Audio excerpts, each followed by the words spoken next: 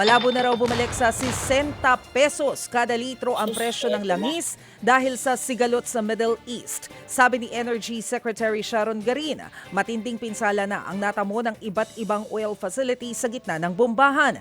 Aniya matagal-tagal pang maaayos ang mga pasilidad at maibalik sa normal ang produksyon.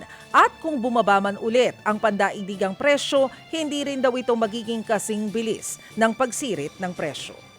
Samantala, naniniwala po si Energy Secretary Sharon Garin na kailangan ng Pilipinas ng sarili nitong oil reserve at dagdag na refinery ng langis. Sa programang ito, ipinaliwanag po ng kalihim na hanggang 60 araw lamang ang storage capacity ng langis sa bansa.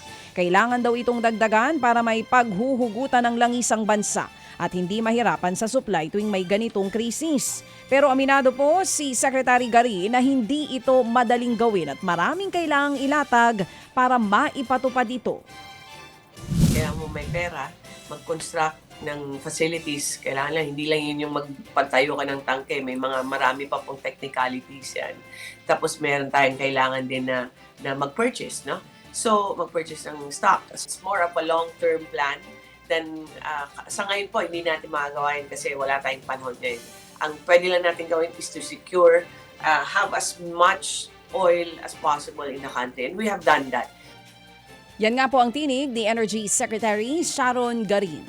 Nanawagan ng grupo ng mga magsasaka na pigilan ng gobyerno ang mungkahing tabasan o ang taripa sa mga imported na karneng baboy, manok at mais. Sabi ng Samahang Industriya ng Agrikultura, maituturing itong pagtataksil sa mga lokal na producer na nalulugi na dahil sa taas ng presyo ng petrolyo.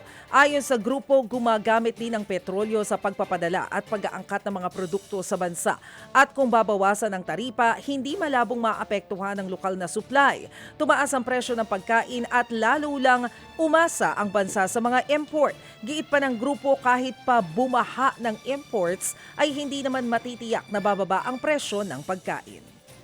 Balak naman po ng DOTR na magbukas ng 3 pang estasyon sa EDSA busway sa susunod na taon. Ayon kay Transportation Secretary Giovanni Banoy Lopez, plano po nilang magbukas sa mga estasyon sa Cubao, Magallanes at maging sa Pitex sa unang 3 buwan yan ng taong 2027. Ayon din kay Undersecretary Mark Steven Pastor, tututukan muna nila ang pag-upgrade sa mga estasyon ng tren bago po ang pagsasapribado ng operasyon nito. Hindi raw muna nila prioridad na maisa-pribado o maisa-pribado ang busway dahil nga sa pagsirit ng presyo ng produktong petrolyo. Pero oras daw na may ayos sa mga estasyon, maghahanap ang gobyerno ng solicited bids mula sa mga interesadong humawak ng EDSA busway.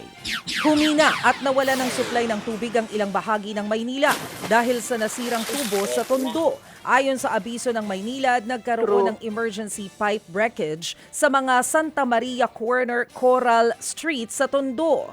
Agad namang nagsagawa ng repair at pressure management ang Maynilad para maibalik ang serbisyo. Nagpadala rin ang kumpanya ng water tankers sa mga apektadong lugar para mabigyan ng pansamantalang supply ang mga residente sa gitna ng mainit na panahon.